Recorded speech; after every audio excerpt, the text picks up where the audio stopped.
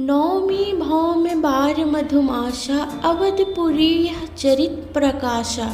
जय ही दीन राम जन्म श्रुति गावहीं। तीरथ सकल जहाँ तहाँ चले आवहीं। चैत्र मास की नवमी तिथि मंगलवार को श्री अयोध्या जी में यह चरित्र प्रकाशित हुआ। जिस दिन श्री राम जी का जन्म होता है, वेद कहते हैं कि उस दिन सारे तीर्थ वहाँ श्री अयोध्या जी में चले आते हैं। असुर, नाग, पक्षी, मनुष्य, मुनि और देवता सब अयोध्या जी में आकर श्री रघुनाथ जी की सेवा करते हैं। बुद्धिमान लोग जन्म का महोत्सव मनाते हैं और श्री राम जी की सुंदर कीर्ति का गान करते हैं।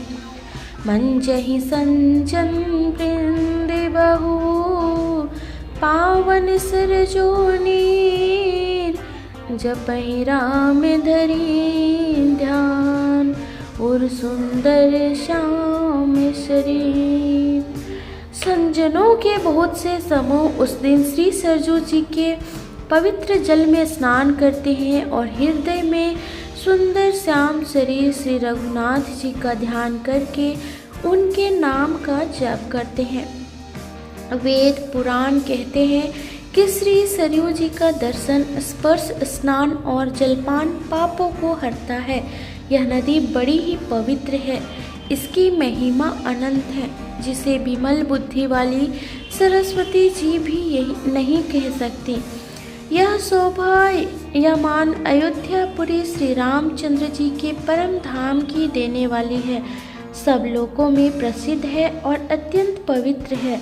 जगत में अंडज, स्वदेज, अभिदज और जरायुज चार खानी यानी कि 4 प्रकार के अनंत जीव हैं। इनमें से कोई भी अयोध्या जी में शरीर छोड़ते हैं, वे फिर संसार में नहीं आते। जन्म मृत्यु के चक्कर से छूटकर भगवान के परम धाम में निवास करते हैं। इस अयोध्यापुरी को सब प्रकार से मनोहर, सब सिद्धियों की देने वाली और कल्याण की खान समझकर मैंने इस निर्मल कथा का आरंभ किया, जिसके सुनने से काम, मद और दंभ नष्ट हो जाते हैं। इसका नाम रामचरितमानस है, जिसके कानों से सुनते ही शांति मिलती है। मन रूपी हाथी विषय रूपी दावानल में चल रहा है, वह यदि इस रामचरितमानस रूपी सरोवर में आ पड़े तो सुख हो जाए। यह रामचरितमानस मुनियों का प्रिय है। इस सुहावने और पवित्र मानस की शिव जी ने रचना की। यह तीनों प्रकार के दोषों, दुखों और दरिद्रता को तथा कलयुग की कुचालों और सब पापों का नाश करने वाला है। श्री महादेव जी ने इसको रचकर अपने मन में रखा था और सुअवसर पाकर पार्वती जी से कहा। इसी से शिव जी ने इसको अपने हृदय में देखकर और प्रसन्न होकर इसका सुंदर रामचरितमानस नाम रखा। मैं उसी सुख देने वाली सुहावनी राम कथा को कहता हूँ। हे सज्जनों, आदर पूर्वक मन लगाकर इसे सुनिए। यह रामचरितमानस जैसा है, जिस प्रकार बना है और जिस हेतु से जगत में इसका प्रचार हुआ, अब वही सब कथा मैं श्री उमा महेश्वर का स्मरण करके कहता हूँ।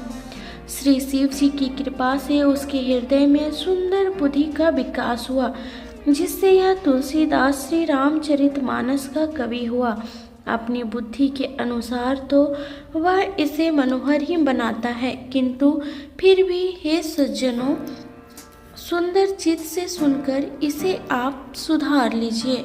सुंदर यानी सात्विकी बुद्धि भूमि है। हृदय ही उसमें गहरा स्थान है। वेद पुराण समुद्र है और साधु संत मेघ हैं। वे साधु रूपी मेघ श्री राम जी के सुयश रूपी सुंदर, मधुर, मनोहर और मंगलकारी जल की वर्षा करते हैं। सगुण लीला की जो विस्तार से वर्णन करते हैं, वही राम सुयश रूपी जल की निर्मलता है, जो मल का नाश करती है। और जिस प्रेमा भक्ति का वर्णन नहीं किया जा सकता, वही इस जल की मधुरता और शीतलता है। वह यानी राम सुयस रूपी जल सत्कर्म रूपी धान के लिए हितकर है और श्री राम जी के भक्तों का तो जीवन ही है। वह पवित्र जल बुद्धि रूपी पृथ्वी पर गिरा और सिमट कर सुहावने कान रूपी मार्ग से चला और मानस यानी हृदय रूपी श्रेष्ठ स्थान में भर कर वही स्थिर हो गया। वही पुराना होकर सुंदर, रुचिकर, शीतल और सुखदायी हो गया। इस कथा में बुद्धि से विचार कर जो 4 अत्यंत सुंदर और उत्तम संवाद भुसुंडी, गरुड़, शिव पार्वती, याज्ञवल्क्य के भारद्वाज और तुलसीदास और संत रचे हैं, वही इस पवित्र और सुंदर सरोवर के 4 मनोहर घाट हैं। 7 कांड ही इस मानस सरोवर की सुंदर 7 सीढ़ियां हैं, जिनको ज्ञान रूपी नेत्रों से देखते ही मन प्रसन्न हो जाता है। श्री रघुनाथ जी की निर्गुण यानी प्राकृतिक गुणों से अतीत और निर्बाध यानी एक रस महिमा का जो वर्णन किया जाएगा, वही इस सुंदर जल की अथाह गहराई है। श्री रामचंद्र जी और सीता जी का यश अमृत के समान जल है। इसमें जो उपमाएं दी गई है, वही तरंगों का मनोहर विलास है। सुंदर चौपाइयाँ हैं। इसमें घनी फैली हुई पुरैन यानी कम लेनी है और कविता की युक्तियाँ सुंदर मणि यानी मोती उत्पन्न करने वाले सुहावनी सीपियाँ हैं। जो सुंदर छंद, सोरठे और दोहे हैं, वही इसमें बहुरंगी कमलों के समूह सुशोभित है। अनुपम अर्थ, ऊंचे भाव और सुंदर भाषा ही पराग यानी पुष्प रस, मकरंद यानी पुष्प रस और सुगंध है। सत्कर्मों यानी पुण्यों के पुंज भौरों की सुंदर पंक्तियां हैं। ज्ञान, वैराग्य और विचार हंस हैं। कविता की ध्वनि, वक्रोक्ति, गुण और जाते ही अनेकों प्रकार की मनोहर मछलियां हैं। अर्थ, धर्म, काम, मोक्ष ये चारों ज्ञान विज्ञान का विचार के कहना, काव्य के 9 रस, जप, तप, योग और वैराग्य के प्रसंग, ये सब इस सरोवर के सुंदर जलचर जीव हैं। सुकृति यानी पुण्यात्मा जनों के, साधुओं के और श्री राम नाम के गुणों का गान ही विचित्र जल पक्षियों के समान है। संतों की सभा ही इस सरोवर के चारों ओर की अमराई यानी आम की बगीचियां है और श्रद्धा बसंत ऋतु के समान कही गई है। नाना प्रकार से भक्ति का निरूपण और क्षमा, दया तथा दम यानी इंद्रिय निग्रह लताओं के मंडप हैं। इन मन का निग्रह, यम, अहिंसा, सत्य, अस्तेय, ब्रह्मचर्य और अपरिग्रह नियम यानी शौच, संतोष, तप, स्वाध्याय और ईश्वर प्रणिधान ही उनके फूल हैं। ज्ञान फल है और श्रीहरि के चरणों में प्रेम ही इस ज्ञान रूपी फल का रस है, ऐसा वेदों ने कहा है। इस रामचरितमानस में और जो भी अनेक प्रसंगों की कथाएं हैं, वे ही इसमें तोते, कोयल आदि रंग बिरंगे पक्षी हैं। कथा में जो रोमांच होता है, वही वाटिका, बाग और वन है, और जो सुख देता है, वही सुंदर पक्षियों का विहार है। निर्मल मन ही माली है और प्रेम रूपी जल से सुंदर नेत्रों द्वारा उनको सींचता है। जो लोग इस चरित्र को सावधानी से गाते हैं, वे ही इस तालाब के चतुर रखवाले हैं, और जो स्त्री पुरुष सदा आदर पूर्वक इसे सुनते हैं, वे ही इस सुंदर मानस के अधिकारी उत्तम देवता हैं। जो अति दुष्ट और विषयी हैं, वे अभागे, बगुले और कौवे हैं, जो इस सरोवर के समीप नहीं जाते, क्योंकि यहाँ इस मानस सरोवर में घोंघे, मेढक और सेवार के समान विषय रस की नाना कथाएं नहीं हैं। इसी कारण बेचारे कौवे और बगुले रूपी विषयी लोग यहाँ आते हुए हृदय में हार मान जाते हैं, क्योंकि इस सरोवर तक आने में कठिनाइयाँ बहुत है। श्री राम जी की कृपा बिना यहाँ नहीं आया जाता। घोर कुसंगी भयानक बुरा रास्ता है। उन कुसंगियों के वचन ही बाघ, सिंह और सांप हैं। घर के कामकाज और गृहस्थी के भांति भांति के जंजाल ही अत्यंत दुर्गम बड़े बड़े पहाड़ हैं। मोह मद और मान ही बहुत ही बीहड़ वन है और नाना प्रकार की कुतर्की भयानक नदियां हैं। जिनके पास श्रद्धा रूपी राह खर्च नहीं है और संतों का साथ नहीं है और जिनको श्री रघुनाथ जी प्रिय नहीं है, उनके लिए यह मानस अत्यंत ही अगम है। अर्थात श्रद्धा, सत्संग और भगत में प्रेम के बिना कोई इसको पा नहीं सकता। यदि कोई मनुष्य कष्ट उठाकर वहाँ तक पहुँच भी जाए तो वहाँ जाते ही उसे नींद रूपी जुड़ी आ जाती है। हृदय में मूर्खता रूपी बड़ा कड़ा जाड़ा लगने लगता है, जिससे वहाँ जाकर भी वह अभागा स्नान नहीं कर पाता। उससे उस सरोवर में स्नान और उसका जलपान तो किया नहीं जाता, वह अभी मानस सहित लौट आता है। फिर यदि कोई उसके यानी वहाँ का हाल पूछने आता है तो वह अपने अभाग्य की बात ना कहकर सरोवर की निंदा करके उसे समझाता है। ये सारे विघ्न उसको नहीं व्यापते यानी बाधा नहीं देते। जिसे श्री रामचंद्र जी सुंदर कृपा की दृष्टि से देखते हैं, वही आदर पूर्वक इस सरोवर में स्नान करता है और महान भयानक त्रिताप से आध्यात्मिक, आधि दैविक, आधि भौतिक तापों से नहीं जलता। जिनके मन में श्री रामचंद्र जी के चरणों में सुंदर प्रेम है, वे इस सरोवर को कभी नहीं छोड़ते। हे भाई, जो इस सरोवर में स्नान करना चाहे वह मन लगाकर सत्संग करे। ऐसे मानस सरोवर को हृदय के नेत्रों से देखकर और उसमें गोता लगाकर कवि की बुद्धि निर्मल हो गई। हृदय में आनंद और उत्साह भर गया और प्रेम तथा आनंद का प्रवाह उमड़ आया। उससे वह सुंदर कविता रूपी नदी बह निकली, जिसमें श्री राम जी का निर्मल यश रूपी जल भरा है। इस कविता रूपिणी नदी का नाम सरयू है, जो समुद्र सुंदर मंगलों की जड़ है। लोकमत और वेद मत इसके दो सुंदर किनारे हैं। यह सुंदर मानस सरोवर की कन्या सरयू नदी बड़ी पवित्र है और कलयुग के छोटे बड़े पाप रूपी तिनकों और वृक्षों को जड़ से उखाड़ फेंकने वाली है। तीनों प्रकार के श्रोताओं का समाज ही इस नदी के दोनों किनारों पर बसे हुए पूर्वे गांव और नगर हैं और संतों की सभा ही सब सुंदर मंगलों की जड़ अनुपम अयोध्या जी हैं। सुंदर कीर्ति रूपी सुहावनी सरयू जी राम भक्त रूपी गंगा जी में जा मिली। छोटे भाई लक्ष्मण सहित श्री राम जी के युद्ध का पवित्र यश रूपी सुहावना महानद सोन उसमें आ मिला। दोनों के बीच में भक्ति रूपी गंगा जी धारा ज्ञान और वैराग्य के सहित शोभित हो रही है। ऐसी तीनों तापों को डराने वाली यह त्रिमोहानी नदी राम स्वरूप रूपी समुद्र की ओर जा रही है। इस कीर्ति रूपी सरयू का मूल मानस श्री राम चरित्र है और यह राम भक्त रूपी गंगा जी में मिली है। इसलिए यह सुनने वाले संजनों के मन को पवित्र कर देगी। इसके बीच बीच में जो भिन्न भिन्न प्रकार के विचित्र कथाएं हैं, वे ही मानो नदी तट के आसपास के वन और बाग हैं।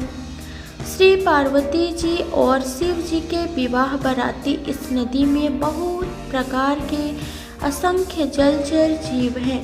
श्री रघुनाथ जी के जन्म की आनंद बधाइयाँ हैं। इस नदी के भंवर और तरंगों की मनोहरता है। चारों भाइयों जो बाल चरित्र है वे ही इसमें खिले हुए रंग बिरंगे बहुत से कमल हैं।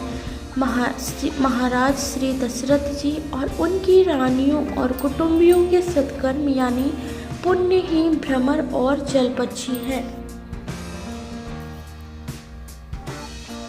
श्री सीता जी के स्वयंवर की जो सुंदर कथा है, वही इस नदी में सुहावनी छवि छा रही है।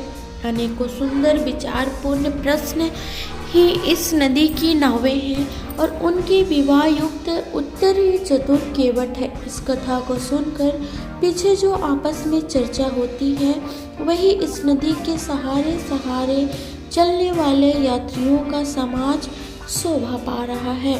परशुराम जी का क्रोध इस नदी की भयानक धारा है और श्री रामचंद्र जी के श्रेष्ठ वचन ही सुंदर बंधे हुए घाट हैं।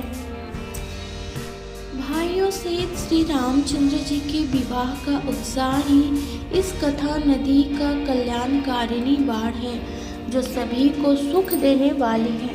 इसके कहने सुनने में जो हर्षित और पुलकित होते हैं वे ही पुण्यात्मा पुरुष हैं जो प्रसन्न मन से इस नदी में नहाते हैं। श्री रामचंद्र जी के राज तिलक के लिए जो मंगल साज सजाया गया वही मानो पर्व के समय इस नदी पर यात्रियों के समूह इकट्ठे हुए। कैकेयी की कुबुद्धि ही इस नदी में काई है जिसके फलस्वरूप बड़ी भारी विपत्ति आ पड़ी। संपूर्ण अनगिनत उत्पातों को शांत करने वाला भरत जी का चरित्र नदी तट पर किया जाने वाला जप यज्ञ है। कलयुग के पापों को और दुष्टों के अवगुणों को जो वर्णन है वे ही इस नदी के जल का कीचड़ और बगुले कुएं हैं।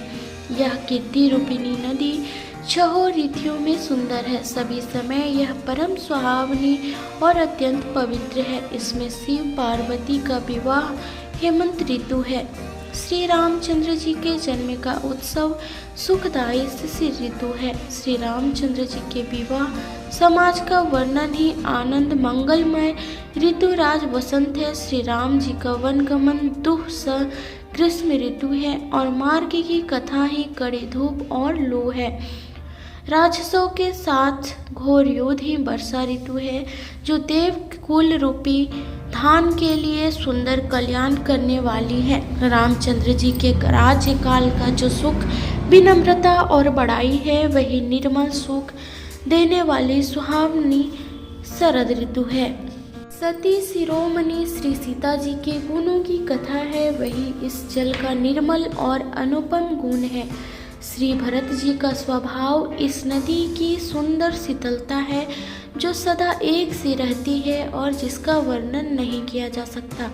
चारों भाइयों का परस्पर देखना, बोलना, मिलना, एक दूसरे से प्रेम करना, हंसना और सुंदर भाईपन इस जल की मधुरता और सुगंध है। मेरा आत्मभाव, विनय और दीनता इस सुंदर और निर्मल जल का कम हल्कापन नहीं है अर्थात अत्यंत हल्कापन है।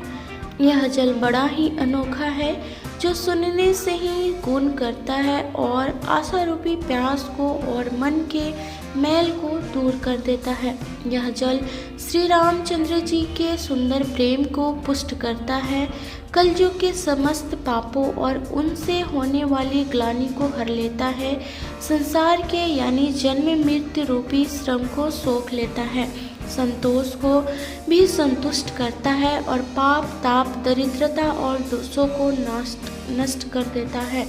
यह जल काम क्रोध मद और मोह का नाश करने वाला और निर्मल ज्ञान और वैराग्य का बढ़ाने वाला है। इसमें आदर पूर्वक स्नान करने से और इसे पीने से हृदय में रहने वाले सब पाप ताप मिट जाते हैं।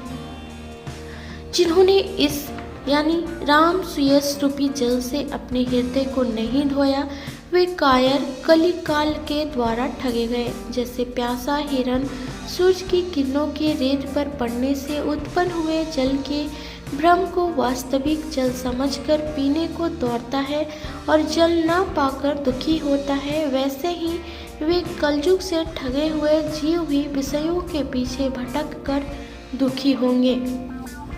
आगे का भाग हम अगले वीडियो में कहेंगे।